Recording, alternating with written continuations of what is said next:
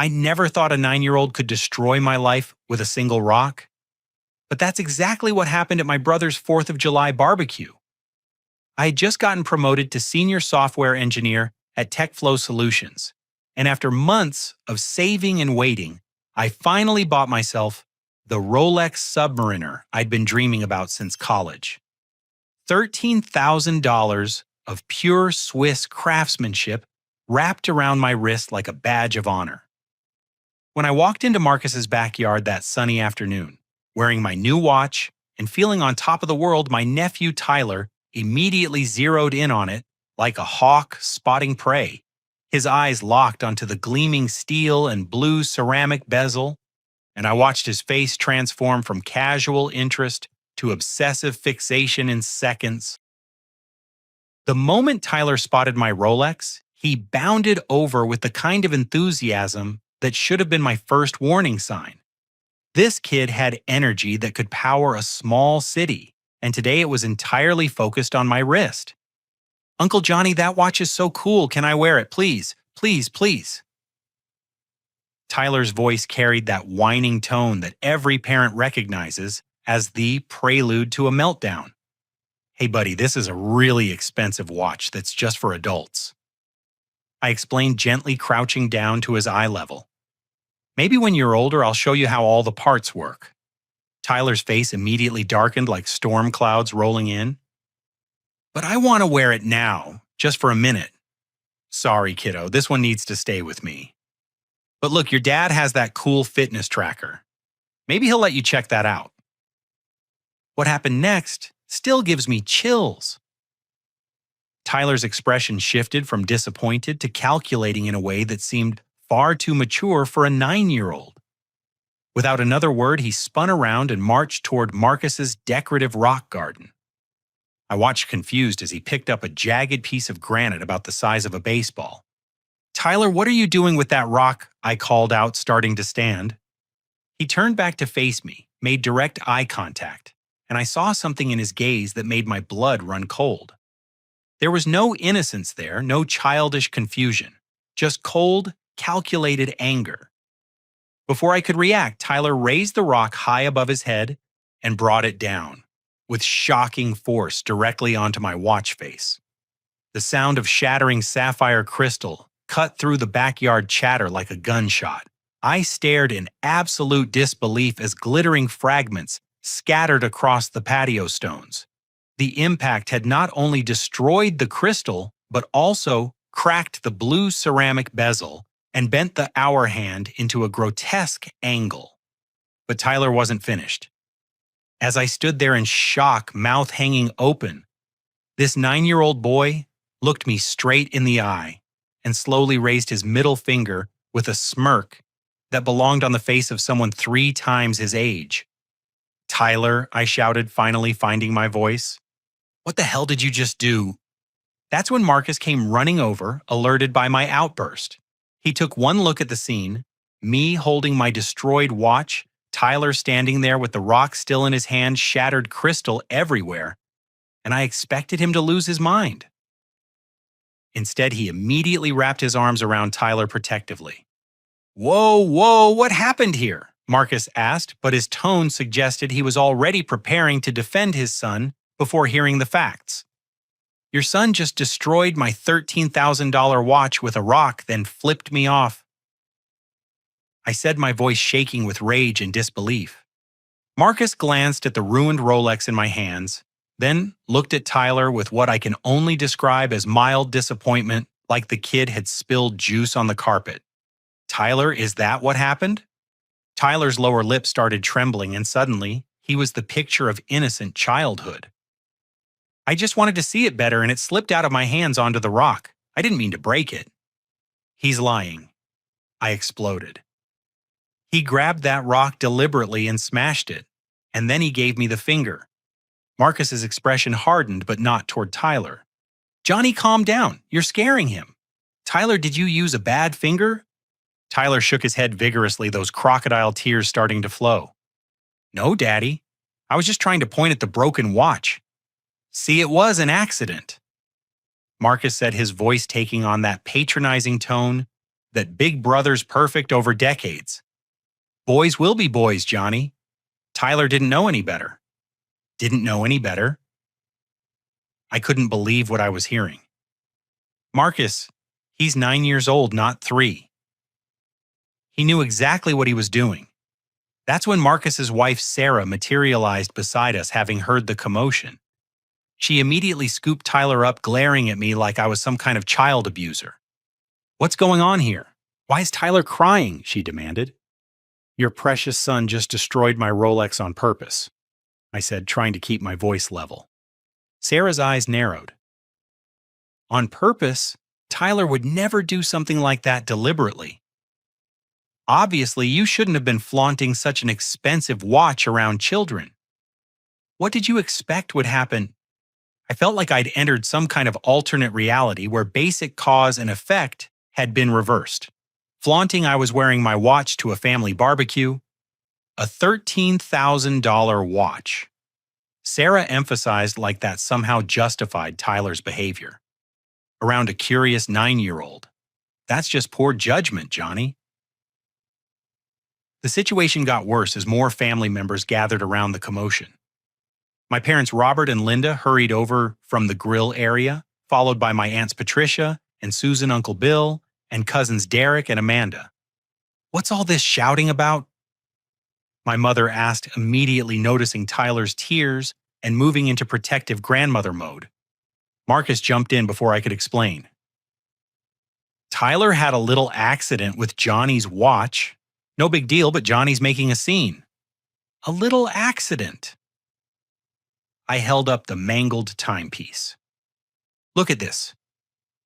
Your grandson destroyed a $13,000 watch and then gave me the middle finger."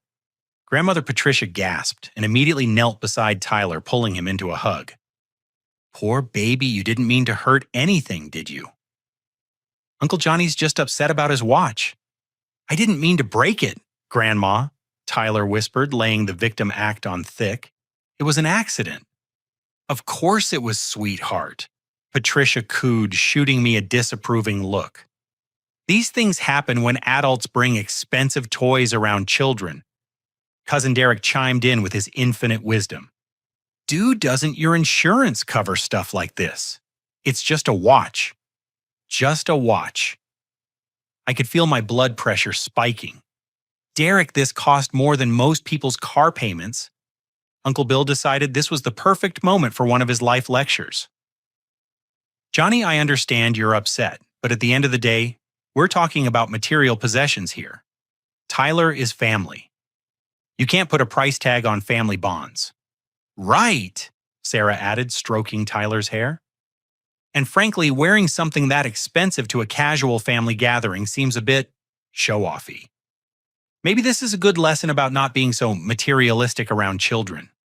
I looked around at my family, these people I'd grown up with, shared holidays and birthdays and graduations with, and saw nothing but disapproval directed at me. Not one person seemed to think Tyler bore any responsibility for what he'd done. Worse, they were actually blaming me for his destructive behavior. "You're all serious about this?" I asked, my voice barely above a whisper. "You genuinely think I'm the problem here?" Marcus put his hand on my shoulder with that condescending big brother gesture I'd hated since childhood. "Look, Johnny, I get that you're upset. But here's the thing. We're family. Family forgives each other. That's what family does. You're supposed to forgive and move on. Forgive and move on." I repeated slowly, staring at my brother's earnest face. "Tyler destroys my property, shows me complete disrespect, and I'm supposed to just forgive and move on." "Exactly," Marcus said, looking relieved that I finally understood. "That's how family works. We don't hold grudges over material things. Tyler's sorry, aren't you, buddy?" Tyler nodded solemnly, those manufactured tears still glistening on his cheeks. "I'm really sorry, Uncle Johnny. I didn't mean to break your watch." The family looked at me expectantly, waiting for me to complete this twisted little forgiveness ritual. I looked down at the ruins of my Rolex, then at Tyler's face, and saw something that chilled me to the bone. Behind those innocent tears and the quivering lip, his eyes held the same calculating coldness I'd seen right before he grabbed that rock. This kid wasn't sorry, he was proud. And my family was not only letting him get away with it, they were teaching him that he could destroy other people's property with impunity as long as he played the victim afterward. Sure, I said quietly, slipping the broken watch into my pocket. Forgive and move on. I'll remember that lesson, Marcus. The barbecue continued around us as if nothing had happened. Tyler ran off to play with the other kids, already back to his cheerful self. The adults returned to their conversations and their burgers crisis apparently resolved. I stood there alone, feeling like a stranger in my own family, Marcus's words echoing in my head. Forgive and move on. That's what family does. Little did Marcus know I was about to become an excellent student of his philosophy. Sleep eluded me for 3 nights after the barbecue. Every time I closed my eyes, I saw Tyler's calculated expression right before he destroyed my watch, followed by that infuriating smirk as he flipped me off. But what haunted me even more was my family's reaction, or rather their complete lack of appropriate reaction. By Wednesday morning, I'd made a decision. If everyone was so convinced that Tyler's behavior was normal, then maybe I needed to do some research into what normal actually looked like for a 9-year-old boy. I started with a phone call to my cousin Amanda, who lived about an hour away in Springfield. Amanda had always been the most level-headed person in our family, and more importantly, she had 3 kids of her own, so she understood child behavior better than most. Johnny hi. Amanda sounded genuinely happy to hear from me. How are you doing? I heard there was some drama at Marcus's barbecue, but you know how family gossip gets twisted. Actually, that's why I'm calling. What exactly did you hear? There was a pause. Well, Mom said Tyler accidentally broke your watch, and you got really upset about it. She said Marcus had to calm you down. Accidentally, I repeated. Amanda, can I ask you something? Have you noticed anything unusual about Tyler's behavior recently? Another pause longer this time. Why do you ask? Just humor me. Has Tyler ever done anything to your kids or your property when you've been around him? I heard Amanda take a deep breath.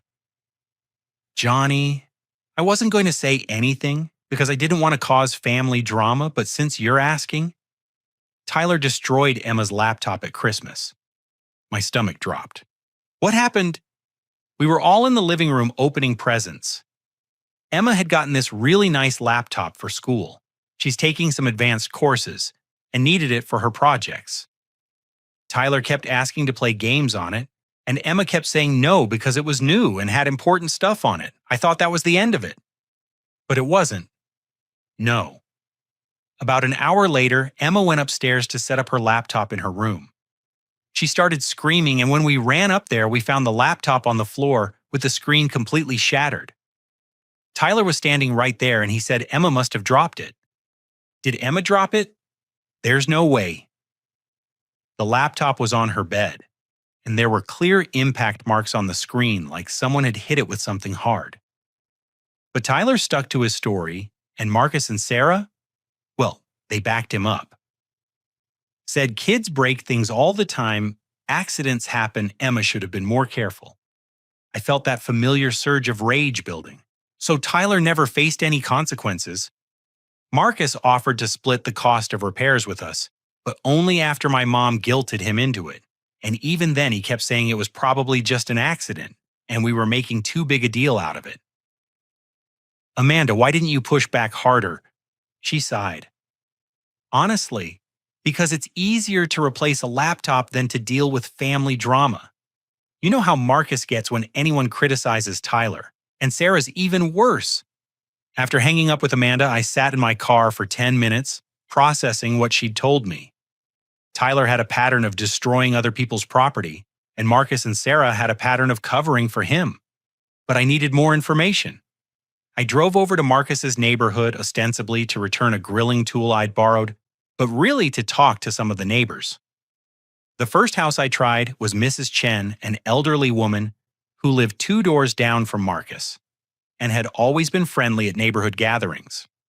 "Oh, Johnny," Mrs. Chen smiled when she opened the door. "How nice to see you. Come in, come in."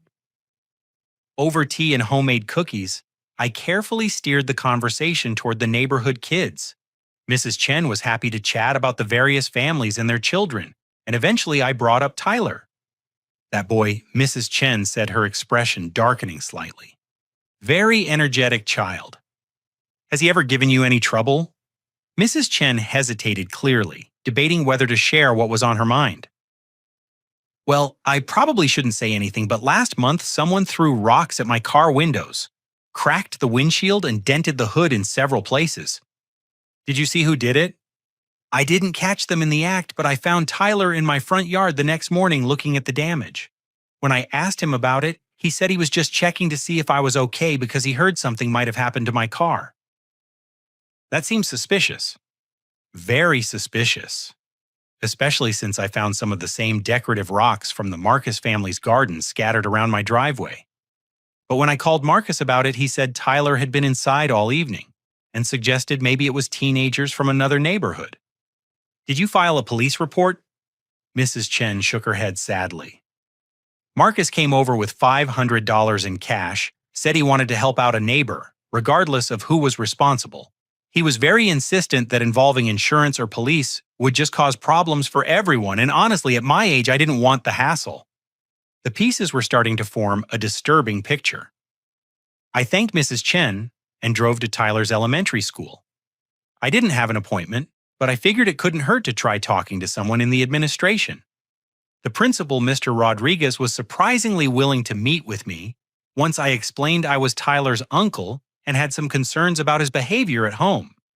I can't discuss specific disciplinary matters, Mr. Rodriguez said carefully, but I can tell you that Tyler is a very challenging student. He's clearly intelligent, but he has significant issues with impulse control and respect for authority. Has he been suspended recently? Twice this semester.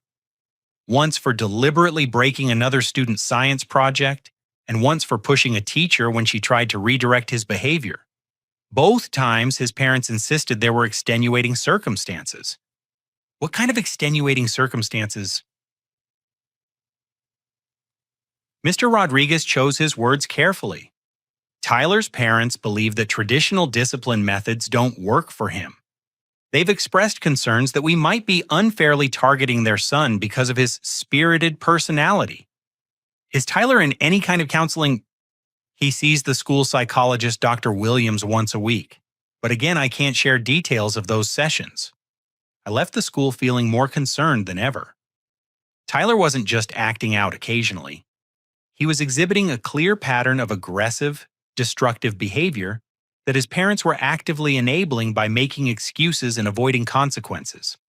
That evening, I decided to do some deeper digging into Marcus's finances. As brothers, we'd always been open about money matters, and I still had access to some of his online accounts from when I'd helped him set up his business banking a few years ago. What I found made my stomach turn.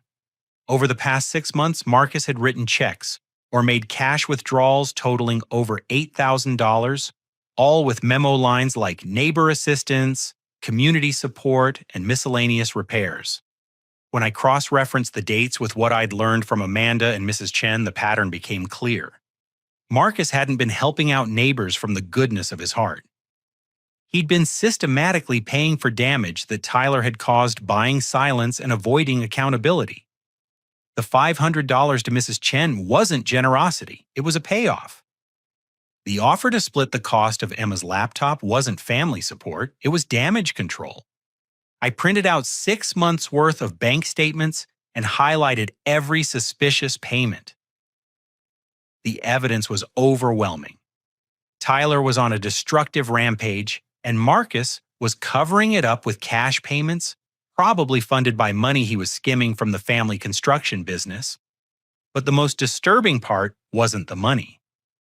It was the realization that every time Marcus paid someone off, he was teaching Tyler that his actions didn't have real consequences.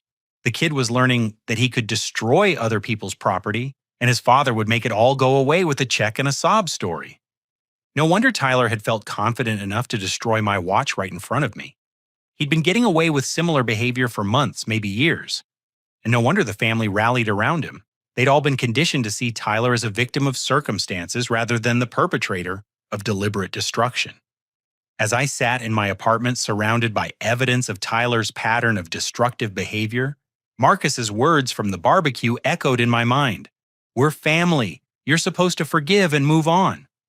Maybe it was time to test just how committed Marcus was to that philosophy. The next morning, I drove to Marcus's house with a manila folder full of bank statements, receipts, and notes from my conversations with Amanda, Mrs. Chen, and the school principal. I'd rehearsed what I was going to say, how I was going to present the evidence calmly and rationally.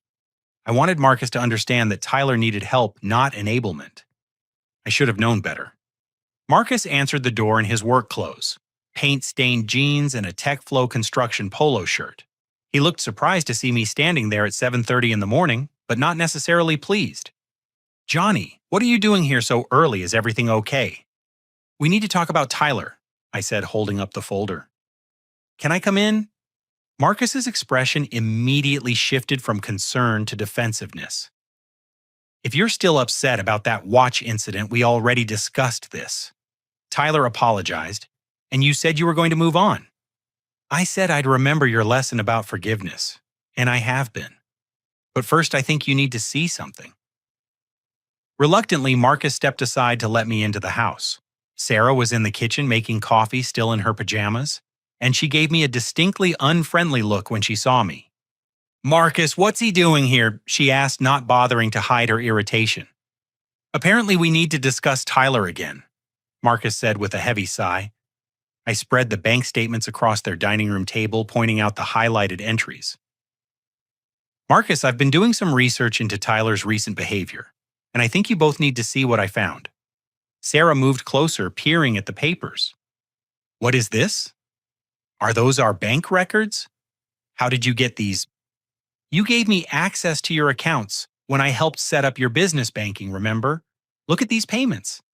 $8,000 in 6 months to various neighbors and family members, all right after incidents involving Tyler."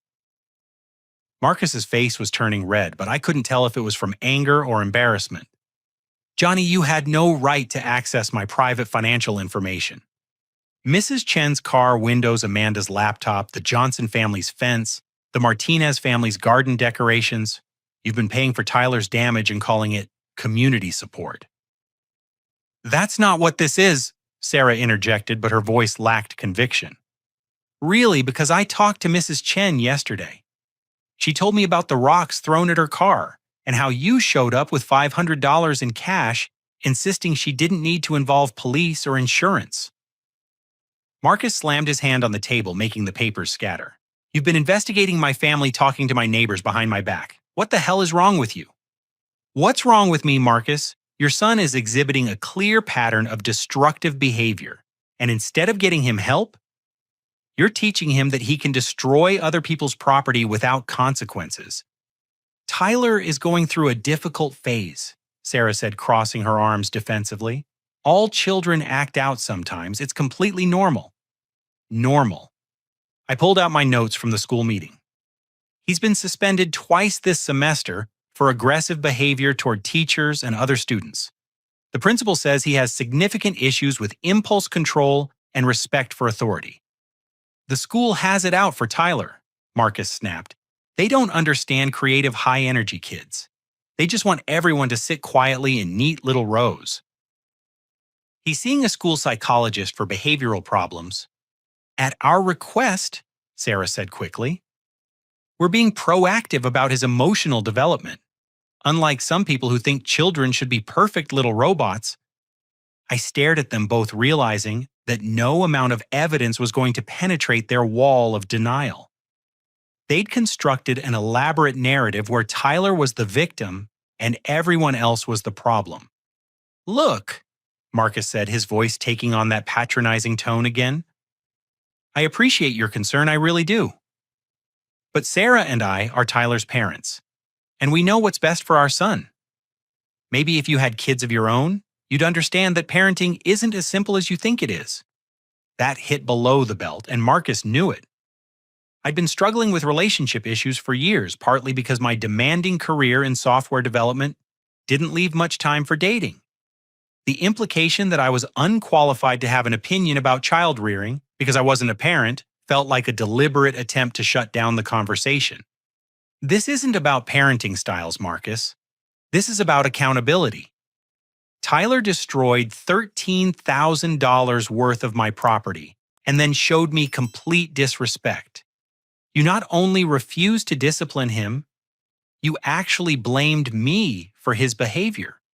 And I stand by that, Marcus said firmly.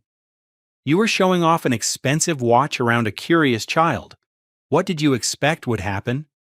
I expected a 9-year-old to have enough self-control not to smash other people's belongings with a rock. Well, your expectations were unrealistic. I felt like I was arguing with a brick wall. No matter what evidence I presented or what logic I applied, Marcus and Sarah had an excuse or rationalization ready. They'd convinced themselves that Tyler's behavior was everyone else's fault. That's when Marcus dropped the bombshell that changed everything. You know what, Johnny? I think you need to take a step back and really examine your priorities here. Because frankly, this obsession with material things is starting to concern the whole family. Obsession with material things. Dad's been watching how you've handled this situation, and he's disappointed. Really disappointed. He's been talking to Mom about whether you still understand what family values mean.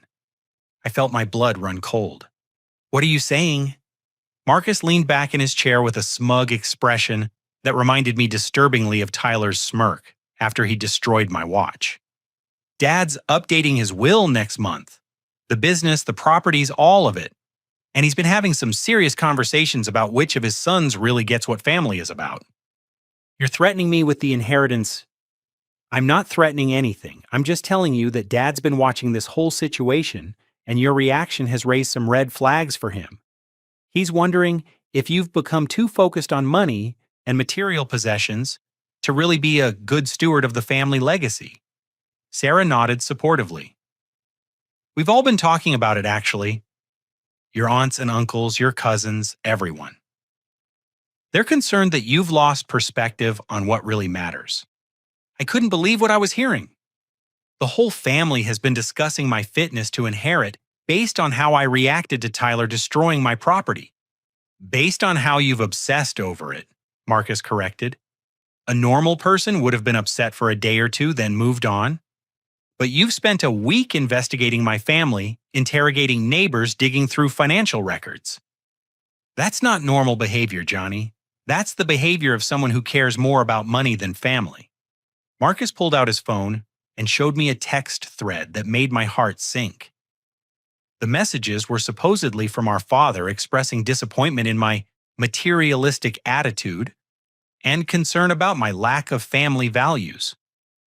According to these texts, Dad was seriously considering removing me from the will entirely unless I could prove that I understood what really mattered. This can't be real, I said, staring at the phone screen. Dad wouldn't say these things. Dad's old school Johnny. Family loyalty means everything to him.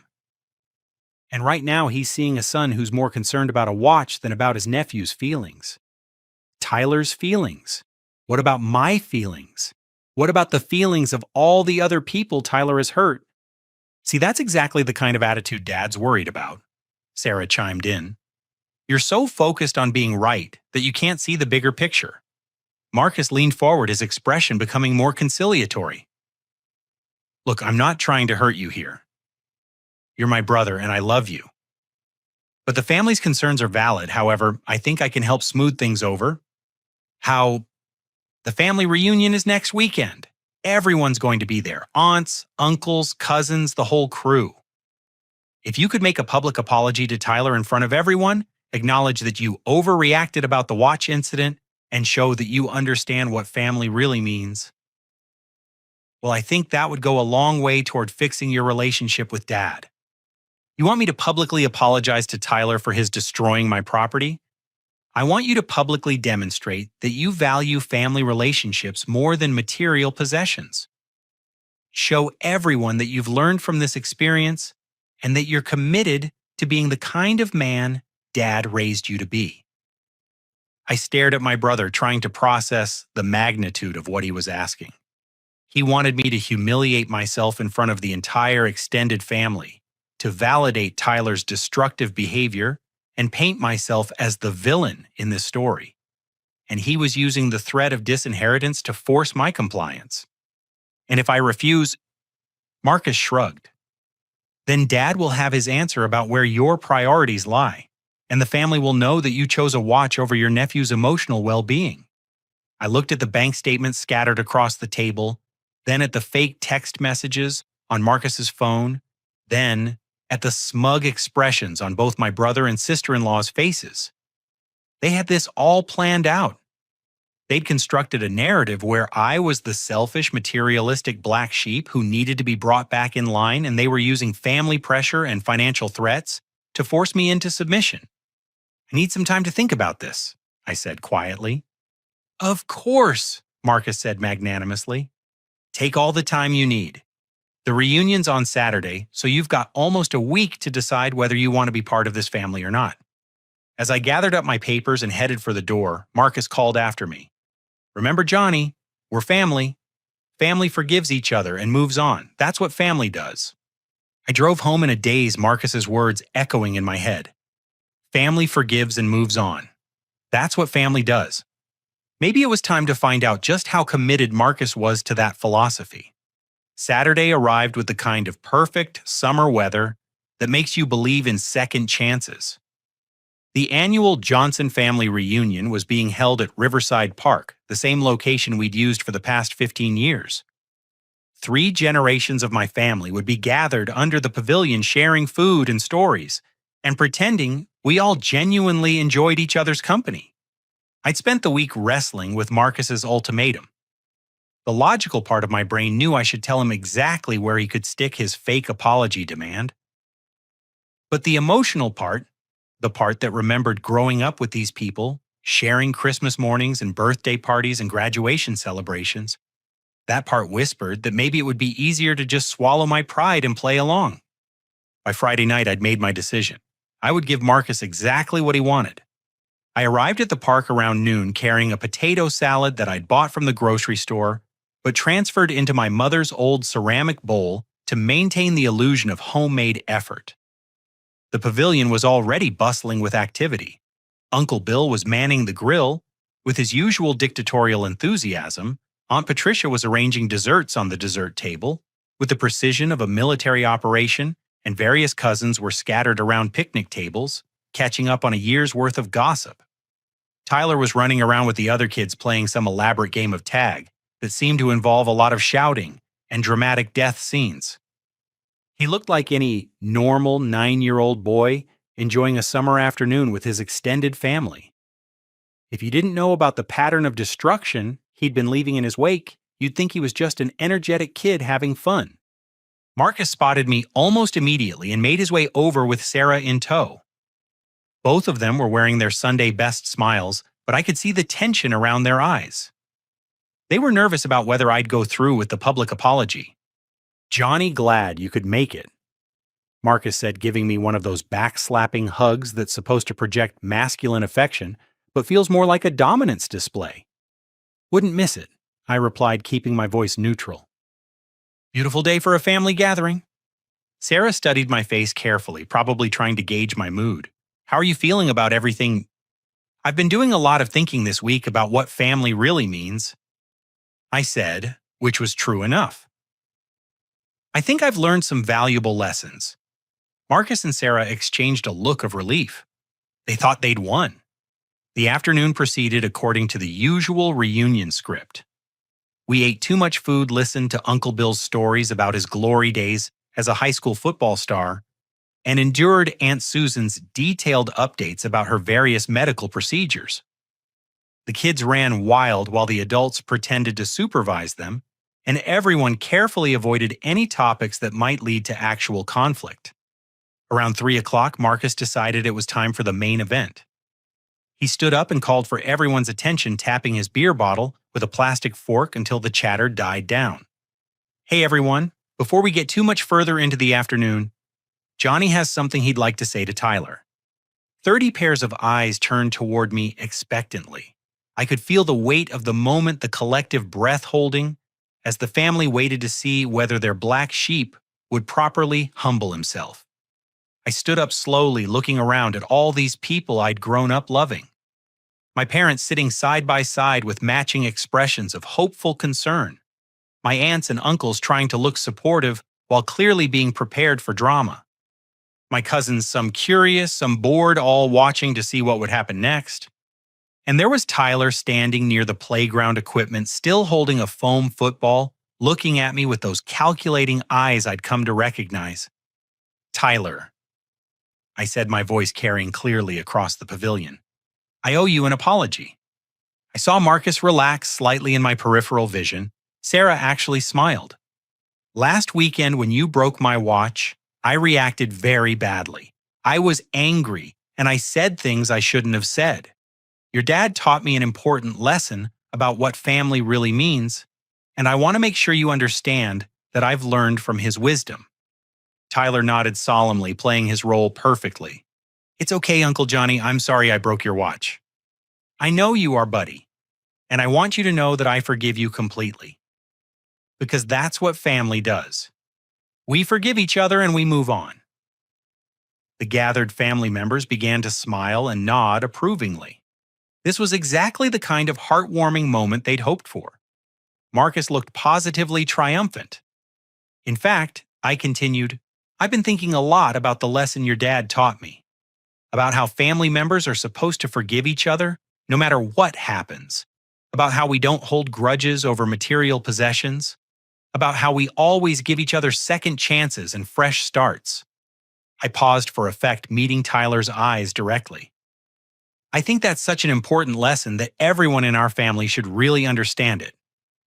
Don't you agree, Tyler? Tyler nodded, enthusiastically caught up in being the center of positive attention. Yes, family is the most important thing. Exactly, I said, raising my voice slightly so everyone could hear clearly. Family forgives and moves on. No matter what happens to our material possessions, we always put family relationships first. The applause started slowly, led by my mother, but soon the entire pavilion was clapping. Marcus looked like he'd just won the lottery. He'd successfully forced me to publicly validate his parenting approach and Tyler's behavior while positioning himself as the wise big brother who'd taught his misguided sibling about true family values. What Marcus didn't know was that I just laid the foundation for the most important lesson of Tyler's young life.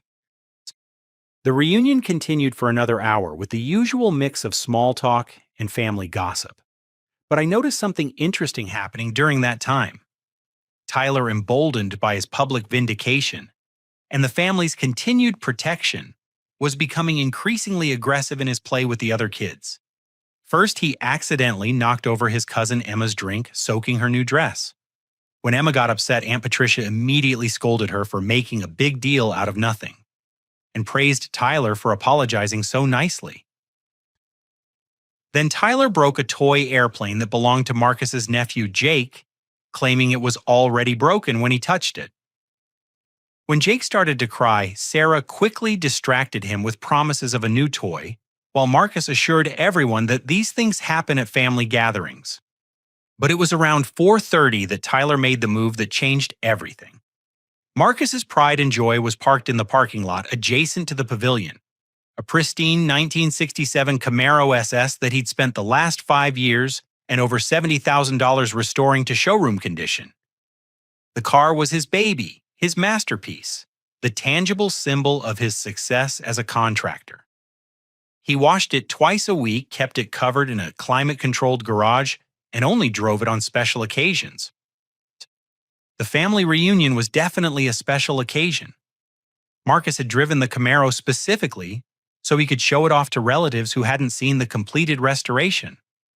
Throughout the afternoon, various family members had wandered over to admire the glossy red paint job, the chrome details, and the pristine white leather interior. Tyler had been eyeing that car all afternoon. I was helping my mother pack up leftover food when I heard Marcus's voice rise above the general chatter. Tyler, what are you doing over there?" I looked up to see Tyler standing next to the Camaro holding a wooden baseball bat that someone had brought for the kids to play with. He was examining the car with the same intense focus I'd seen right before he destroyed my watch. "Just looking at your cool car, Daddy," Tyler called back innocently. "Well, look with your eyes, not your hands, okay? And put that bat down before you accidentally hit something." Marcus turned back to his conversation with Uncle Bill, but I kept watching Tyler. The kid was studying that car like a general planning a siege, and I could see the exact moment when he made his decision. Tyler glanced around to make sure the adults were distracted, then raised the baseball bat high above his head and brought it down with shocking force on the Camaro's hood, leaving a deep dent in the pristine metal. But he didn't stop there. As if a dam had burst, Tyler went into a frenzy of destruction that was breathtaking in its thoroughness. He swung the bat repeatedly at the driver's side door, the passenger door, the rear quarter panel, and both headlights. Glass shattered and metal crumpled under the assault. The sound of breaking glass and crushing metal cut through the family chatter like a fire alarm.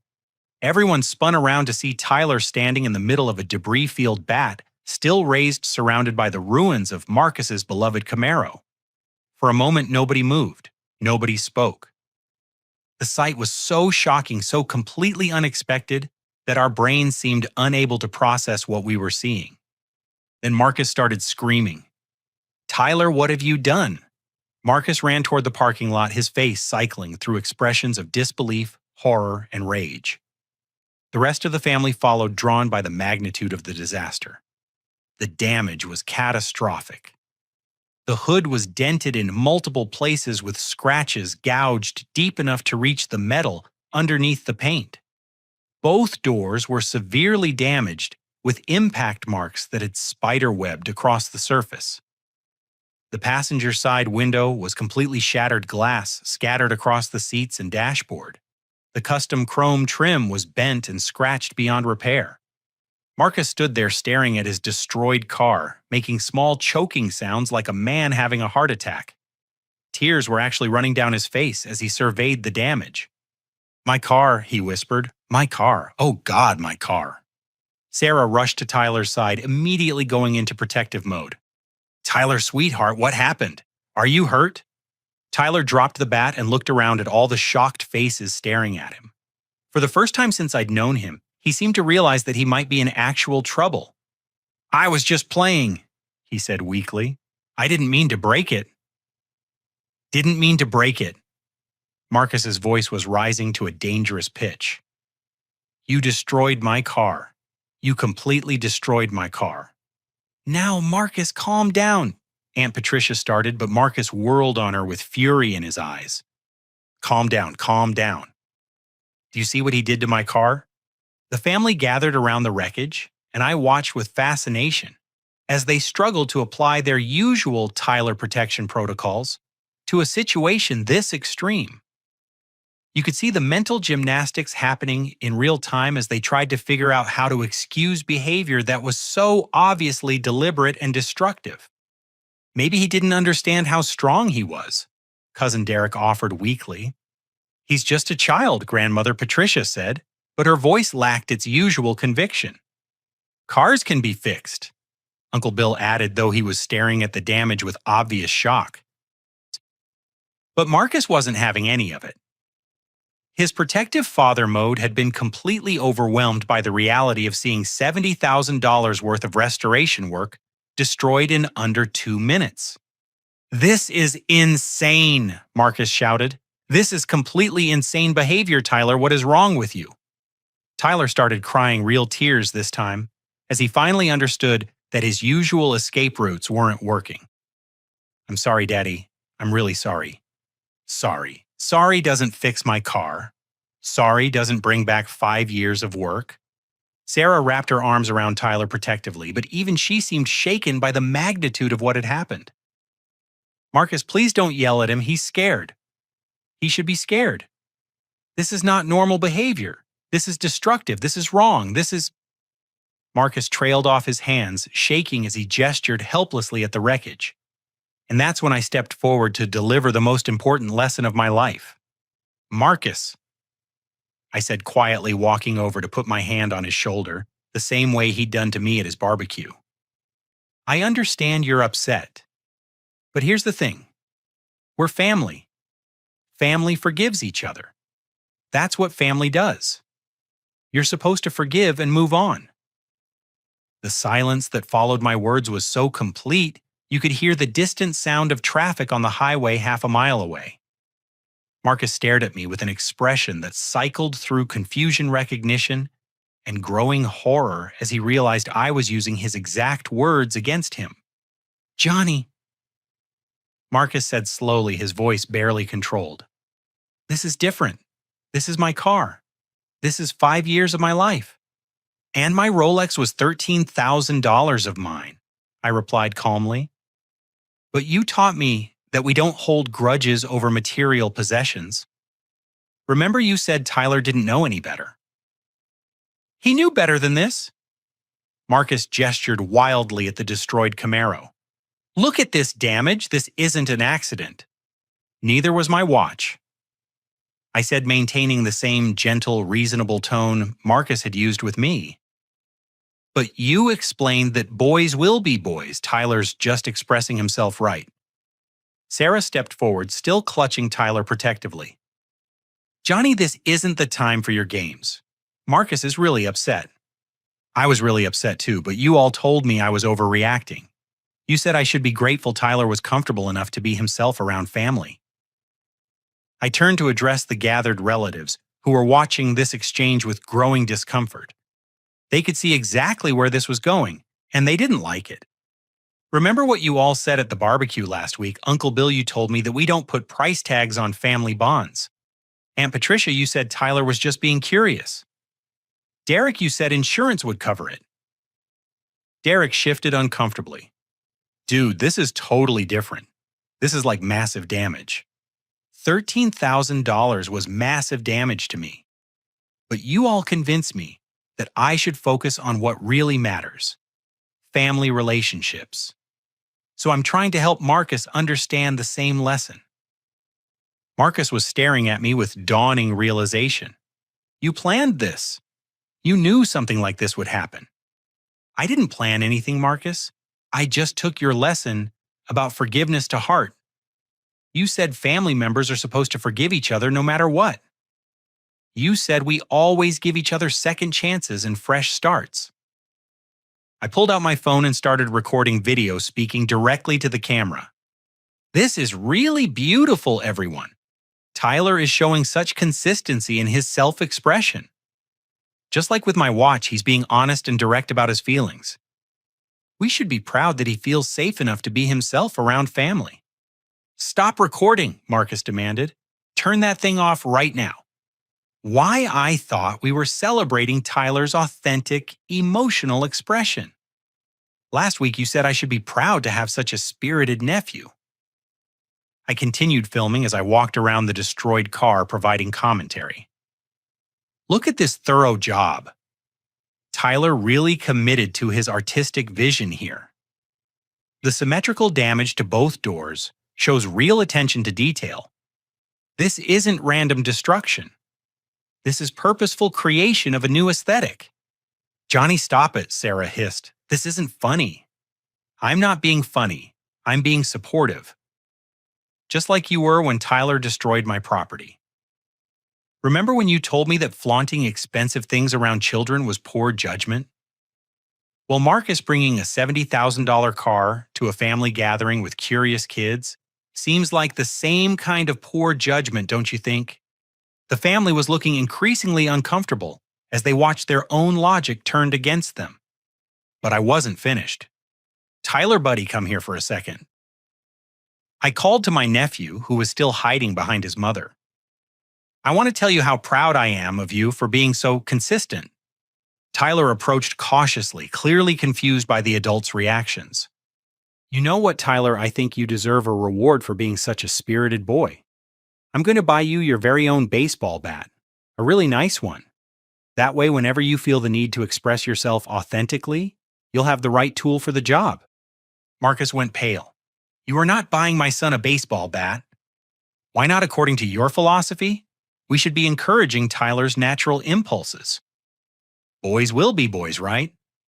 Besides, it's just material possessions. You can always get another car. Johnny, please, my mother interjected, finally finding her voice. This has gone too far. Has it, Mom? Last week when Tyler destroyed my watch and flipped me off, you told me that these things happen when adults bring expensive toys around children. Isn't Marcus's car just an expensive toy? That's completely different, Aunt Patricia protested.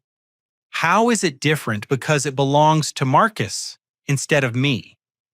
Because it's worth $70,000 instead of $13,000, or because now you can see how wrong it is to enable destructive behavior? The family stood there in uncomfortable silence, finally forced to confront their own hypocrisy. When Tyler destroyed my property, they'd rallied around him with excuses and rationalizations.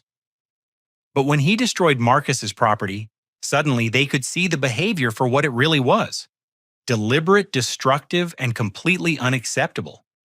While they processed this uncomfortable realization, I had been busy with my phone uploading the video to social media with a carefully crafted caption. Family reunion highlight my nephew Tyler, showing his artistic side by customizing my brother's car, so proud of this spirited boy for expressing himself authentically. As my wise brother taught me, family means always forgiving and moving on no matter what happens to our material possessions. Tyler's consistent self-expression is something we should all celebrate. I tagged the local community Facebook groups, our neighborhood pages, and all of our extended family members.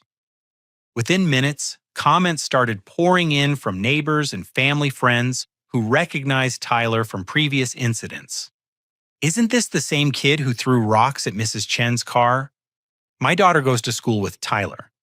The teachers have been warning parents about his behavior problems. Someone should call child services. This level of destruction isn't normal. Why are the parents just standing there? This kid needs serious help. Marcus grabbed for my phone, but I pulled it back.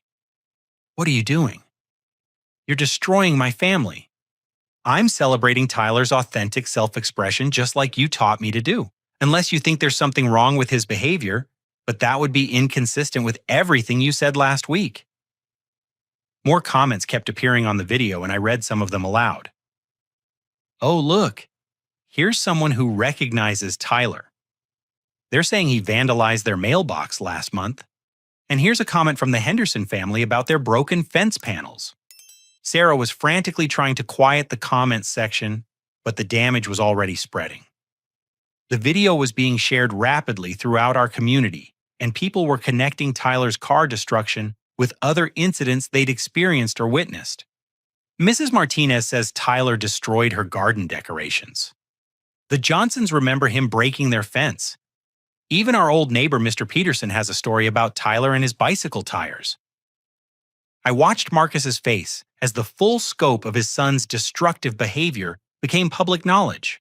All those quiet payoffs, all those covered-up incidents, all those excuses and rationalizations were crumbling under the weight of community testimony. You see, Marcus, the beautiful thing about social media is that it helps people connect the dots. All these isolated incidents that you've been covering up with cash payments are suddenly part of a clear pattern. How did you know about the payments? Sarah demanded. I still have access to your business accounts, remember? $8,000 in 6 months to various neighbors for community support. Quite a generous spirit you have paying for all that random property damage that just happened to occur near Tyler. The final nail in the coffin came when Mrs. Chen herself appeared at the pavilion having seen the video on Facebook. She'd driven over to check on the commotion, and she brought with her a folder full of security camera footage. I've been saving this, she explained to the gathered family, waiting for the right time to share it, but I think now is appropriate. The footage clearly showed Tyler deliberately targeting cars, with rocks destroying property with systematic precision, and displaying the kind of calculating behavior that contradicted every excuse about innocent childhood curiosity. As the evidence mounted and the community response grew, Marcus finally broke down completely. "Please stop," he begged. "Please just stop posting about this. We'll pay for the damage. We'll get Tyler help. Just please stop destroying our reputation." I looked at my brother, this man who'd threatened to have me written out of our father's will, who'd forced me to publicly humiliate myself, who'd spent years enabling his son's destructive behavior while covering it up with lies and payoffs. "Marcus," I said quietly, "I'm just applying the lesson you taught me. We're family. You're supposed to forgive and move on. That's what family does." The social media storm that followed my video post was unlike anything our quiet suburban community had ever experienced. Within 24 hours, the footage of Tyler destroying Marcus's Camaro had been viewed over 50,000 times, shared across multiple neighborhood groups, and sparked heated debates about parenting, accountability, and childhood behavior. But I wasn't content to let the internet handle this situation randomly. I had learned too much about strategic thinking from my years in software development to leave something this important to chance. If Marcus wanted to teach lessons about family loyalty and forgiveness, then I was going to be the best student he'd ever had. Monday morning, I created a comprehensive social media campaign that would have impressed my marketing colleagues.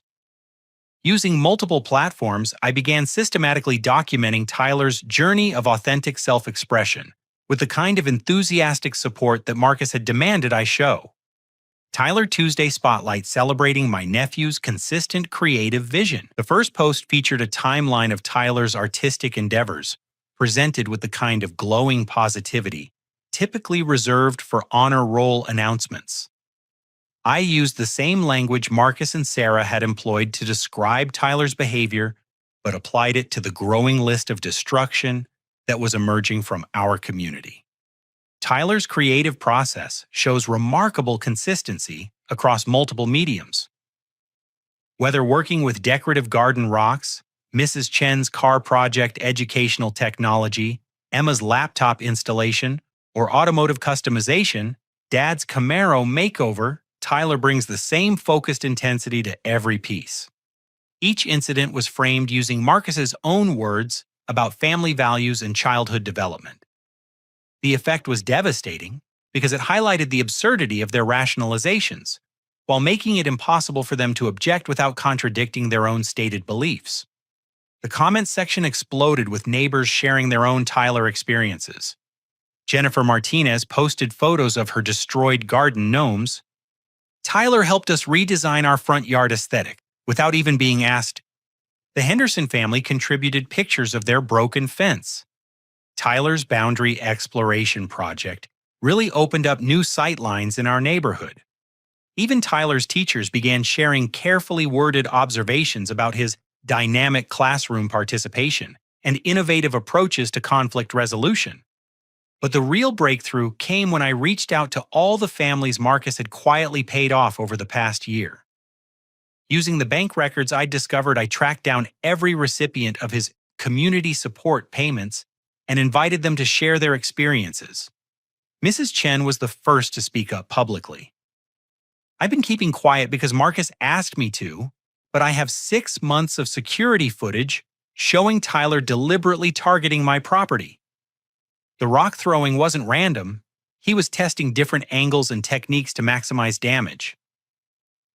The Johnson family posted their own evidence.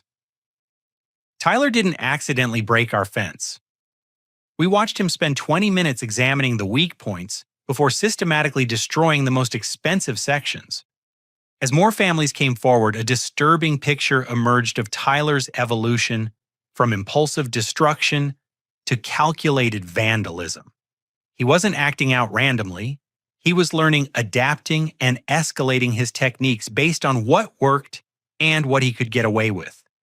The most damaging revelation came from Amanda, who finally shared the complete story of Tyler's laptop incident at Christmas. I didn't tell the whole truth before because I wanted to avoid family drama. But Tyler didn't just break Emma's laptop. He waited until she left the room, then used a hammer from Marcus's toolbox to systematically destroy every component. When we found him, he was actually studying the internal pieces, trying to understand how the damage connected to the functionality. This wasn't the behavior of an impulsive child having an emotional outburst. This was the methodical approach of someone who enjoyed understanding how to hurt others most effectively. The psychological evaluation became even more troubling when Dr. Williams Tyler's school psychologist requested permission to speak with our family privately. What she shared in that meeting chilled me to the bone. Tyler shows concerning signs of conduct disorder with possible antisocial traits, Dr. Williams explained. His destruction isn't driven by anger or frustration. It's driven by curiosity about power and control. He systematically tests boundaries to see what level of harm he can inflict before facing consequences. But Marcus and Sarah keep insisting it's normal childhood behavior, my mother protested. That's part of the problem. Tyler has learned that his parents will protect him from consequences no matter what he does. He's not developing empathy or remorse because he's never been required to face the impact of his actions on others. The doctor's report, which I shared with Marcus privately, painted a terrifying picture of a child whose destructive behavior was escalating precisely because it was being enabled rather than addressed. If this pattern continues without intervention, Dr. Williams warned, Tyler will likely progress to more serious forms of antisocial behavior as he gets older. The family's protection is actually accelerating his psychological development in a very dangerous direction. But Marcus and Sarah refuse to acknowledge the severity of the situation, even when presented with professional evidence. They continued insisting that Tyler was just spirited and that everyone else was overreacting. That's when I discovered the extent of Marcus's financial cover-up. Using my access to the business accounts, I traced not just the neighbor payoffs, but also a pattern of embezzlement that went back over 2 years. Marcus had been systematically skimming money from our father's construction company to fund Tyler's damage payments, falsifying invoices, and creating fake expense reports to hide the theft. The total amount was staggering, over $40,000 diverted from company funds to cover Tyler's destruction. Marcus had been stealing from our family business to enable his son's increasingly expensive vandalism sprees. But the most shocking discovery came when I found Marcus's communications with an insurance investigator. Tyler's pattern of destruction had triggered multiple insurance claims that were being investigated for fraud. Marcus had been lying to insurance companies, filing false police reports, and pressuring neighbors to corroborate fabricated stories about random vandalism and unexplained accidents.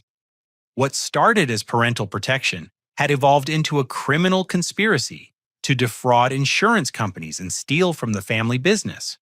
Marcus wasn't just enabling Tyler's destructive behavior, he was teaching him that lies, theft, and manipulation were acceptable tools for avoiding consequences. I compiled all of this evidence into a comprehensive presentation that I plan to share with our father when he returned from his business trip. Robert Johnson built his construction company on principles of integrity and accountability. When he learned that his eldest son was stealing from him to cover up his grandson's antisocial behavior, the consequences would be severe. But before I could present this evidence to Dad, Marcus made one final desperate attempt to regain control of the narrative. Thursday afternoon, Marcus showed up at my apartment with Tyler in tow, both of them looking like they hadn't slept in days.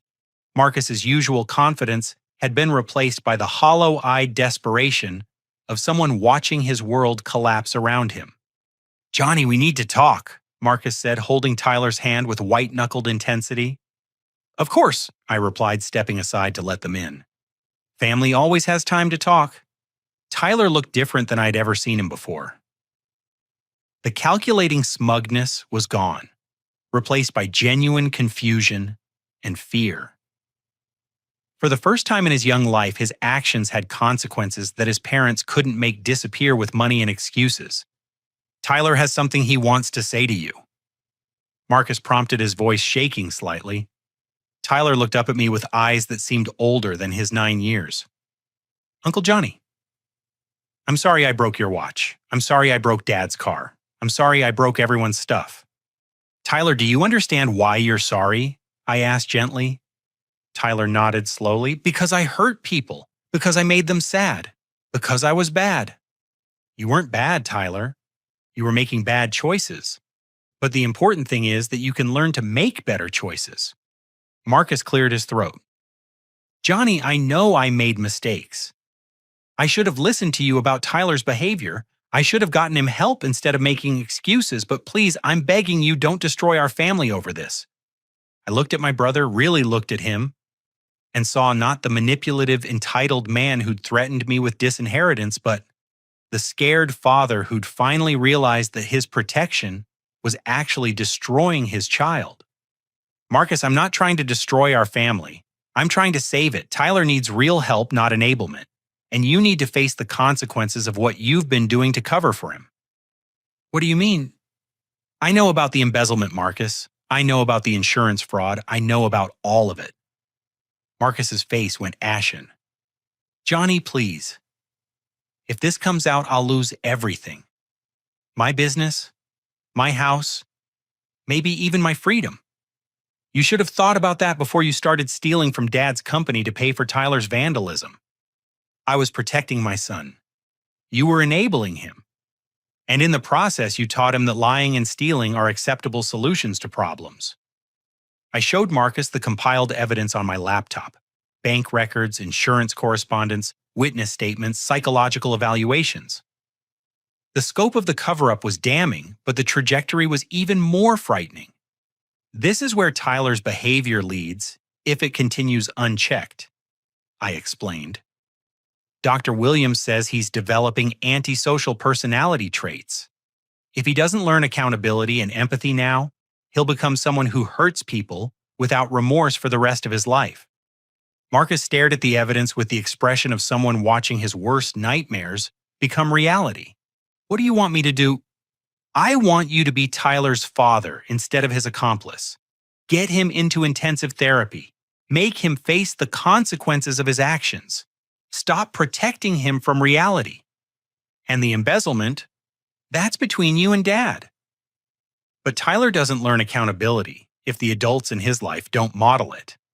Tyler had been listening to our conversation with growing understanding. Daddy, are you in trouble because of me? Marcus knelt down to Tyler's eye level, and I saw something in his expression that gave me hope for the first time in weeks. It was accountability. Tyler, I'm in trouble because of choices I made, just like you're in trouble because of choices you made. We both need to learn to make better choices. For the first time since this whole ordeal began, Tyler's tears looked genuine. Not manipulative or calculated, but the honest grief of a child who was finally understanding that his actions had hurt people he cared about. I don't want to hurt people anymore, Tyler whispered. I want to be good. Then, we're going to learn how to be good together, Marcus replied, and I could hear the transformation beginning in his voice. The systematic breakdown of Marcus's denial was complete. Now the real work of rebuilding our family could begin. Friday evening, my father returned from his month-long business trip to find our family in complete chaos. Robert Johnson was a man who commanded respect through competence rather than volume, and at 68 years old, he'd built his construction empire by reading situations quickly and acting decisively. It took him less than an hour to assess the situation and understand exactly what had been happening in his absence. I'd prepared a comprehensive presentation of everything I'd discovered: Tyler's pattern of escalating destructive behavior, Marcus's financial cover-up, the insurance fraud, the embezzlement from the family business, and the psychological evaluation that painted a disturbing picture of a child whose antisocial development was being accelerated by parental enablement. Dad sat at his kitchen table methodically reviewing bank statements, witness testimonies, video evidence, and professional assessments. His expression remained neutral throughout the presentation, but I could see the disappointment building in his eyes as the scope of the deception became clear. How long has this been going on? He asked quietly. The payoff started about 18 months ago, according to the bank records. But Tyler's destructive behavior probably began much earlier. Marcus and Sarah just got better at covering it up as it escalated. Dad nodded slowly, processing the implications. And the missing money from the business accounts? $43,000 over 2 years. Marcus created fake invoices for subcontractor work that was never performed, then used the money to pay for Tyler's damage and keep victims quiet. That's felony embezzlement. Yes, sir. Dad set down the papers and looked at me directly. Johnny, I need you to understand something. What your brother did was wrong on multiple levels. But this family crisis isn't going to be resolved through public humiliation or criminal prosecution. Those are tools for dealing with strangers, not family members. Dad, I wasn't trying to humiliate anyone. I was trying to apply the lesson Marcus taught me about family forgiveness. I know exactly what you were doing, Dad said with a slight smile. And it was brilliant. You forced Marcus to confront his own hypocrisy by making him live inside the consequences of his philosophy. But now we need to move from teaching lessons to solving problems. That weekend, Dad organized a family intervention that was unlike anything we'd ever experienced. He brought in Dr. Williams Tyler's school psychologist along with a family therapist named Dr. Sarah Martinez, who specialized in childhood behavioral disorders. Marcus, Sarah, Tyler, and I sat in Dad's living room while these professionals explained exactly how we'd reached this crisis point. Tyler's behavior patterns are consistent with early-stage conduct disorder, Dr. Williams began. But the encouraging news is that with intensive intervention and consistent accountability, children his age can still develop healthy empathy and emotional regulation. Dr. Martinez addressed Marcus and Sarah directly. Your protective instincts as parents are natural and understandable. But protection without accountability becomes enablement, and enablement of antisocial behavior leads to escalation rather than improvement. What does that mean for our family? Sarah asked, her voice barely above a whisper.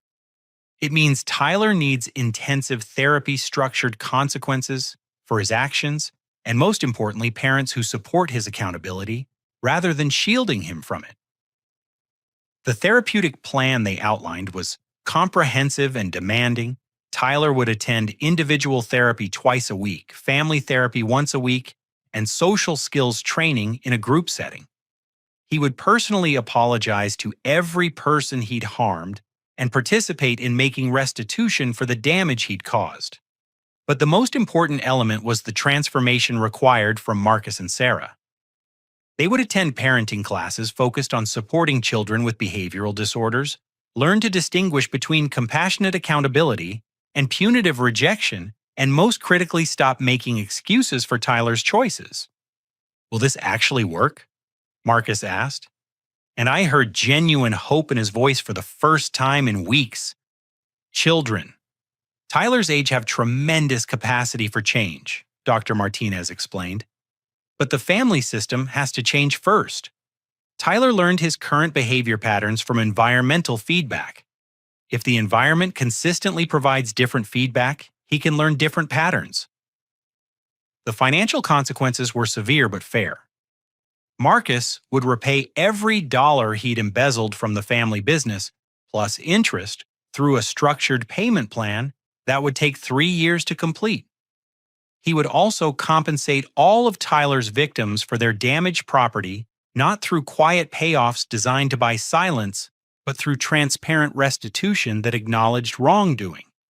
Dad made it clear that Marcus would remain in the family business, but in a reduced role with financial oversight until trust could be rebuilt. Accountability doesn't mean abandonment, Dad explained.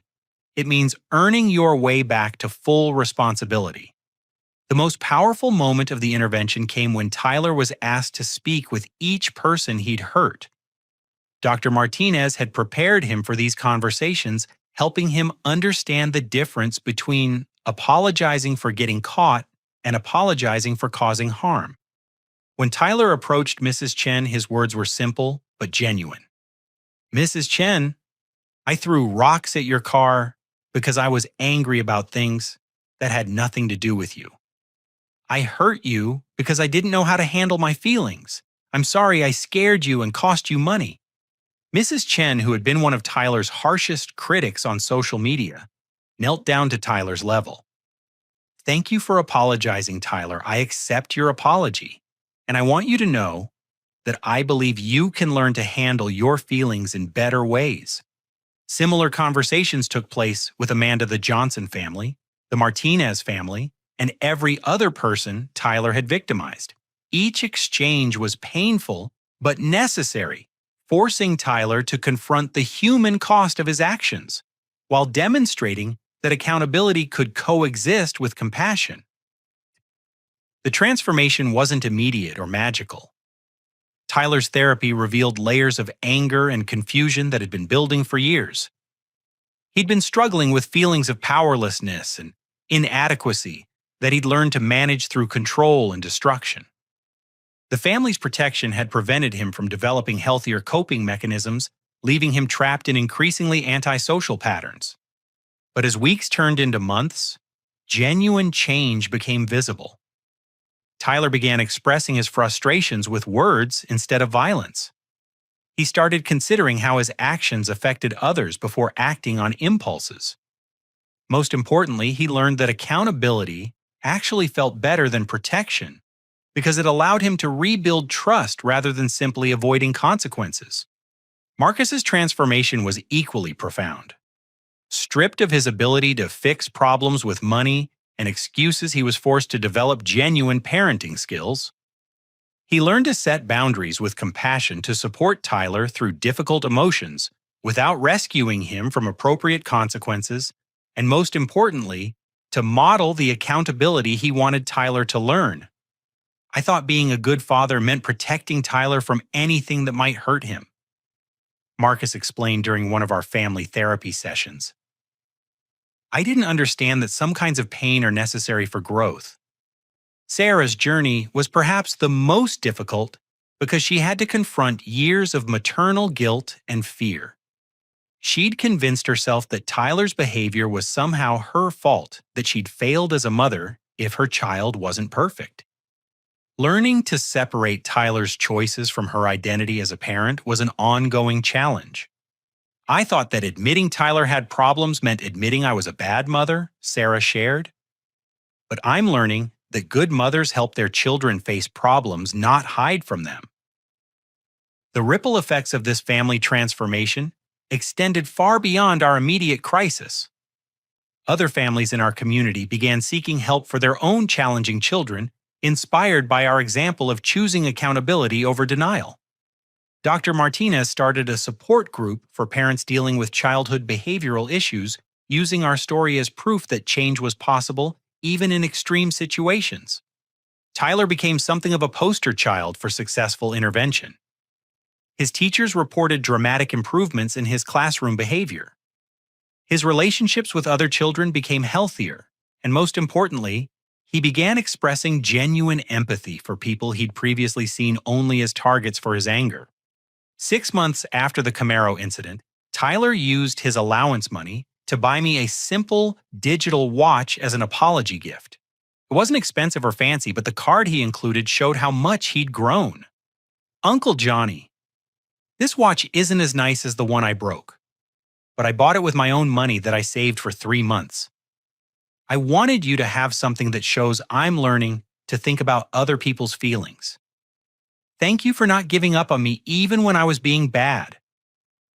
As I fastened that inexpensive watch around my wrist, I realized it meant more to me than the Rolex had ever could. It represented something that couldn't be bought, genuine remorse, real change, and the kind of family bond that comes from surviving crisis together rather than hiding from it. But the most meaningful moment came during our family's 4th of July barbecue 1 year later. Tyler, now 10 years old and 18 months into therapy, was playing with his cousins in the same backyard where he'd destroyed my Rolex. When one of the younger kids accidentally knocked over a drink, I watched Tyler's immediate reaction. Instead of seizing on the accident as an opportunity for escalation, Tyler grabbed paper towels and helped clean up the mess. When the child started crying from embarrassment, Tyler knelt down and said, "It's okay. Accidents happen. Let's just fix it together. Marcus and Sarah stood nearby, watching their son demonstrate the empathy and problem solving skills they'd spent months helping him develop.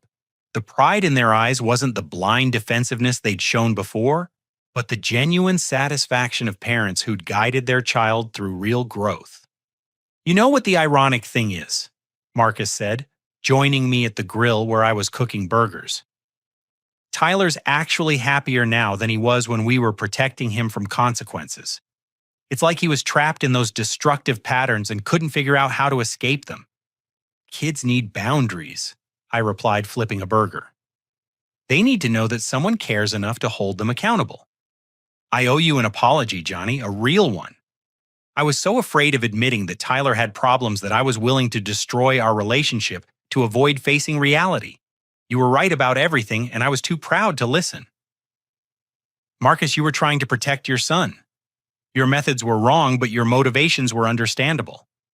No, it was more than that. I was protecting myself. I didn't want to admit that I'd failed as a father. It was easier to blame everyone else than to acknowledge that Tyler needed help I didn't know how to give. As the afternoon progressed, I watched our family interact with a closeness and honesty that had been missing for years. Tyler played with his cousins without aggression or manipulation. Marcus and Sarah participated in conversations without the defensive tension that had characterized their interactions for so long. Even the extended family members who'd enabled Tyler's behavior had learned to support him through accountability rather than excuses. The lesson that emerged from our crisis wasn't just about parenting or family dynamics. It was about the difference between love that protects and love that prepares. True family loyalty doesn't mean shielding each other from consequences. It means supporting each other through the growth that consequences make possible. As I watched Tyler teaching a younger cousin how to properly throw a football using patience and encouragement instead of frustration and aggression, I realized that Marcus had been right about one thing: family does forgive and move on.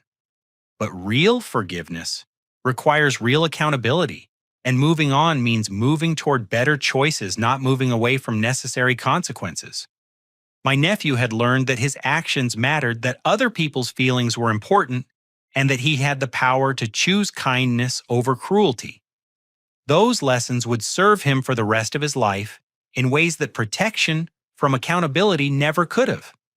The watch Tyler bought me still keeps perfect time, and every time I check it, I'm reminded that the most valuable things in life can't be purchased. They have to be earned through the patient work of becoming better than we were before. Now I'd love to hear from all of you who've made it through this story. Have you ever faced a situation where family loyalty conflicted with accountability?